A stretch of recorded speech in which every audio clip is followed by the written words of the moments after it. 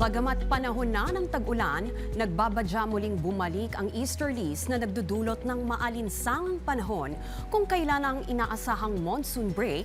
Alamin natin kay Pag-asa weather specialist John Manalo. Magandang hapon, Miss Trixie, at ganun din sa ating mga taga-subaybay dito sa PTV4. Kasalukuyan na ang nakakaapekto sa ating bansa ay yung easterlies at mga localized thunderstorms. Ibig sabihin, magiging maaliwalas ang ating kalangitan sa buong bansa, pero posible pa rin yung mga localized thunderstorms o yung mga panandaliang pag-ulan for specific area lamang. Lalo na doon sa mga kababayan natin na nasalanda ng lindol, yung mga simpleng localized thunderstorms ay posible pa rin na makaapekto. Kaya heads up pa rin po, although maliit yung chance nila o maliit yung chance na mangyari ito, pero posible pa din po. At sa mga susunod na araw, magpapatuloy yung ganitong weather condition at wala naman po tayong minomonitor na low pressure area o bagyo sa loob ng Philippine Area of Responsibility.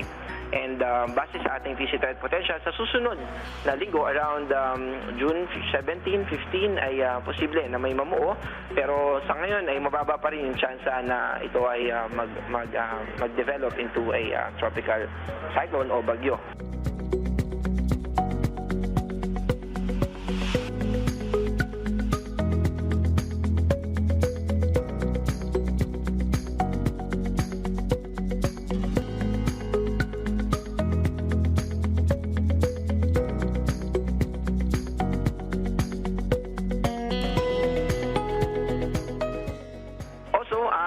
Yung ating monsoon break na tinatawag ay kung sa kasalukuyan ay monsoon break na po ba tayo, ito po ay malalaman pa natin. So may monitoring po tayo na ginagawa at posible na kung magpapatuloy yung ganitong kabawasan sa mga pagulan, lalo na sa western section ng ating bansa, ay posible na magiging mag-undergo na tayo sa tinatawag natin na monsoon break, given na yung forecast natin ay magpapatuloy yung ganitong weather condition.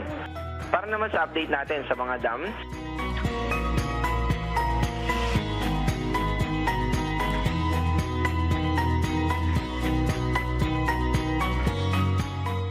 ito po si John Manalo. Happy Independence Day po sa atin at mag-ingat po tayo. Maraming salamat, Pag-asa weather specialist John Manalo. At yan ang update sa mga oras na ito. Muli sa pabago-bagong panahon, maging listo dahil ligtas ang may info.